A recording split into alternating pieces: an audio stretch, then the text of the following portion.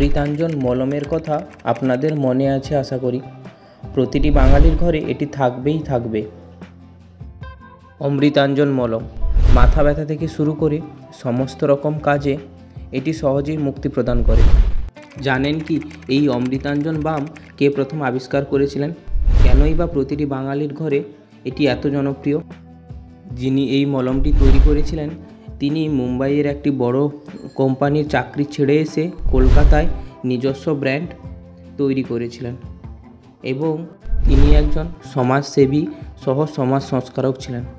ভারতের জাতীয়তাবাদী আন্দোলনের সঙ্গেও তিনি যুক্ত ছিলেন। চলুন কিভাবে তৈরি হইল এই অমৃতাঞ্জন মলম সেটি জানা যাক।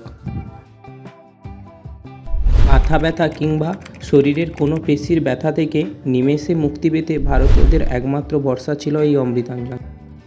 হলুদ রঙের প্যাকেটে মোড়া এই কাঁচের বয়ামের চাপা খুলেই নাকে আসতো এক গন্ধ। ব্যথার জায়গায় একটু লাগিয়ে নিলেই মন্ত্রমুগ্ধের মতো উপশম মিলবে বাইরে থেকে। মলমের প্যাকেটটি দেখতে আহামরি নয়, কিন্তু এর গুণ ছিল আহামরির মতোই।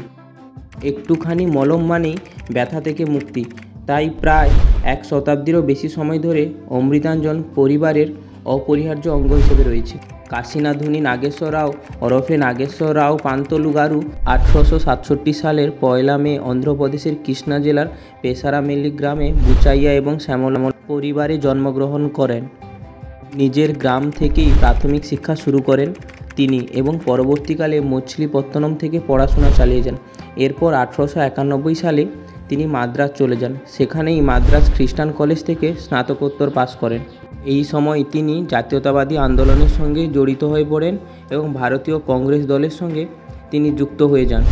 এই সময় নাগাদই তিনি একটি অপথেকেরি ব্যবসার জন্য কলকাতা চলে আসেন। কলকাতাতে এসেই তিনি ওষুধ তৈরির প্রাথমিক বিষয়গুলি হাতে কলমে শিখে নিয়েছিলেন। এরপর তিনি মুম্বাইতে চলে আসেন এবং স্বনামধন্য একটি ইউরোপীয় কোম্পানিতে চাকরি শুরু করেন। কিন্তু এরপর তিনি আবারও কলকাতায় ফিরে আসতে চান এবং শেখা চালিয়ে যেতে চান। তার মধ্যে দৃঢ় আত্মবিশ্বাস ছিল যে তার এই কোম্পানির কাজ শেখা ভবিষ্যতে তাকে আরও অনেক দূর নিয়ে যাবে। ঠিক এই ভাবনাতেই এরপর তিনি গাছ এবং রাসায়নিক প্রাকৃতিক নির্যাস নিয়ে পরীক্ষা নিরীক্ষা শুরু করলেন।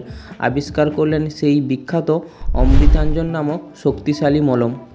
হলুদ রঙের তীব্র গন্ধযুক্ত এই মলম ব্যথার জায়গাতে লাগালেই সঙ্গে সঙ্গে মুক্তি, অথচ এর কোনো পার্শ্ব প্রতিক্রিয়া নেই। শুরুতে এই মলম তিনি বিনামূল্যে বিতরণ শুরু করেন। এরপর একটি সঙ্গীতের অনুষ্ঠানে তিনি এই মলম বিতরণ করলেন এবং এই মলমের ইতিবাচক রিভিউ তিনি পেলেন। তারপর তিনি ভাবতে লাগলেন এই ব্যবসাকে কিভাবে ব্যবসায়িকভাবে পরিণত করা যায়।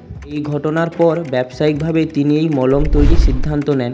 সময়টা 1893 সাল। বোম্বেতে একটি বড় মাপের বাম তৈরির কারখানা স্থাপন করেন নাগেশ্বর রাও। সেই কারখানায় হাত ধরে জন্ম হয় বিখ্যাত অমৃতাঞ্জন লিমিটেডের।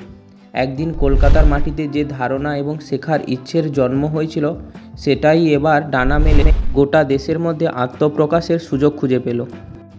প্রাথমিক পর্যায়ে অমৃতাঞ্জন মলমের একটি বয়াম 10 আনা দামে বিক্রি শুরু করেন নাগেশ্বর। শুরুর দিকে যেন হট কেকের মতো বিক্রি হয়ে যেত এই মলম। এর ফলেই কয়েকদিনের মধ্যে ব্যবসা রমরমিয়ে চলতে শুরু করলো। বিক্রিও প্রচুর পরিমাণে হতে লাগলো। নাগেশ্বর রাও ছিলেন একজন সমাজ সংস্কারক এবং দূরদর্শী। ব্যবসা পরিচালনার পাশাপাশি তিনি ভারতীয় কল্যাণকর কাজের সঙ্গে যুক্ত ছিলেন। স্বাধীনতা সংগ্রামে নাগেশ্বরের সম্পৃক্ততা এবং তার লেখা জাতীয়তাবাদী প্রবন্ধ দেখে তাকে দেশাত্মধারক বা জনগণের উত্থানকারী হিসেবে আখ্যা দেওয়া হয়। 1937 সালের নভেম্বরে তেলেগু নেতারা অন্ধ্র রাজ্যের জন্য একটি কর্ম পরিকল্পনা তৈরি করতে তার বাসভবনে একটি বৈঠকের আয়োজন করেন।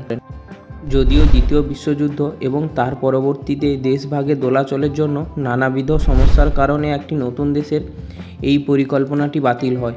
এরপর 1952 সালের 19শে ডিসেম্বর আনুষ্ঠানিকভাবে আয়োজন করা হয় এই বৈঠকের। কিন্তু ততদিনে এই বৈঠকের যিনি মধ্যমণি সেই নাগেশ্বর রাও আর ছিলেন না। 1938 সালের 8ই এপ্রিল তিনি মারা যান। বলে কেমন লাগলো আজকের এই ভিডিও? আর আপনার অজানা বিভিন্ন রকম তথ্য জেনে কেমন লাগলো? তাহলে জানতেন কি আপনাদের বাড়িতে থাকা এই অমৃতাঞ্জন মলমের পেছনে লুকিয়ে থাকা এই রহস্য? কীভাবে কিভাবে একটি ছোট ওষুধ দোকান থেকে এত বড় ওষুধ দোকানে পরিণত হলো। তাহলে ভালো লাগছে নিশ্চয়ই আজকের এই ভিডিও।